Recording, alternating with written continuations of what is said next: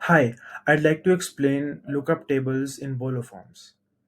So in BoloForms, lookup tables can be used to select multiple emails based on similar criteria, which can save you a lot of time as well as create more efficiency in your processes. So how do you create lookup tables and what are their uses? Well, go to a simple approval flow in BoloForms, add a dynamic recipient, click on lookup table, enable lookup table, and go to edit lookup sheet. Here is a expense approval sheet. This is a sample.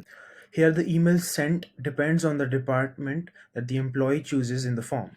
So here in the form, there is a section about department. So if an employee chooses finance, for example, then the, the emails will be sent in this order. So first the order will be sent to the manager, one, and then as a notification to the finance department. Similarly, if an employee chooses human resources, the email will be sent here and then to this. And again, for example, in customer support, the email first be sent to manager 1, manager 2, manager 3, and then as a notification to the finance department.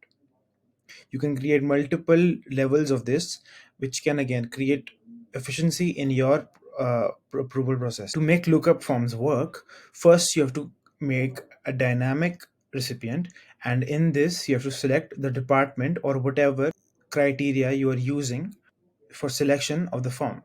As here, selection criteria is the department is chosen here. Then in the lookup table, you have to select the sheet as well as the manager in the order you want. So here, this is manager 1, while this will be sent to manager 2, this will be sent to manager 3, and this will be sent to the finance department as a notification.